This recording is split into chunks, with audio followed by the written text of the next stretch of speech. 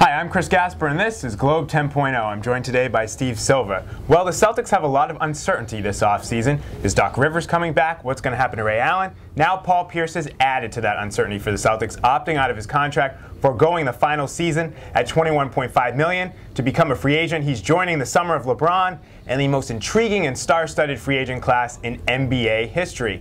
Steve, if you're Danny Ainge, what do you do here? Do you renounce Paul Pierce's rights, or are you trying to lock him up to an extension and extend this run for the Celtics? Well, I think what they're going to end up doing is extending him. I think this is a money grab by Pierce. He doesn't want to be a free agent next year, wants to get what he can now, extend his career. And I believe him when he says he wants to finish his career in Boston. He's been very adamant about that throughout the finals and conversations in his blog. He's a Boston guy and he's very comfortable here. But if I'm Danny Ainge, he said he doesn't want to make that same mistake as the old Big Three made to keep him around too long. I don't know if I go 4 years on Pierce. He's going to be 33 years old in October.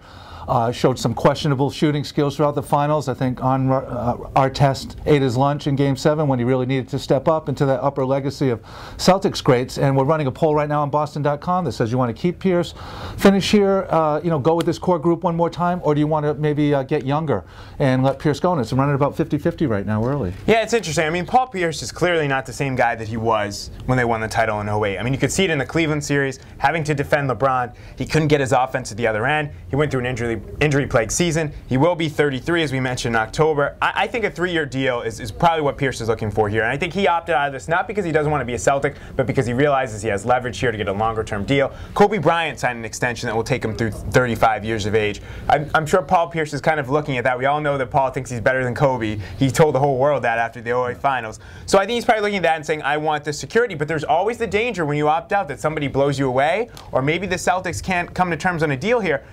Danny Ainge, I think, is a fan of Paul Pierce. Ownership is a huge fan of Paul Pierce, a bigger fan than Danny Ainge is, really. And that's not to say Danny's not a fan, he is, but ownership loves him. I think that's where it's going to be interesting for me. Does ownership step in here and say, Danny, just give this guy what he wants to keep him here? Because I agree with you. I would not go 4 years for this guy. I think he's entering the David Ortiz kind of decline, and now Big Papi's bounced back, but he's not the same guy who hit 50-plus home runs stage of his career, where he needs to rededicate himself, and I think we need to see Paul Pierce kind of prove a little something to us next year. But all in all, Steve, I think he'll be back. I don't think he's going anywhere. I think this is just a formality, and it's the way it works in the NBA. Yeah, I think, like you said, the danger is if one of these teams doesn't sign LeBron James and they've got public pressure to sign a big name, he's got that name cachet still, Paul Pierce, and that's what it is. But I wouldn't go further than that. I think Danny Ainge, they might love Paul Pierce, but they love winning NBA championships more, and what's going to get you there faster? Are things going to get worse before they get better with Pierce? And that remains to be seen, so we'll find out. We'll find out if Pierce comes back. I don't know. I still think he's more likely to come back than Doc Rivers.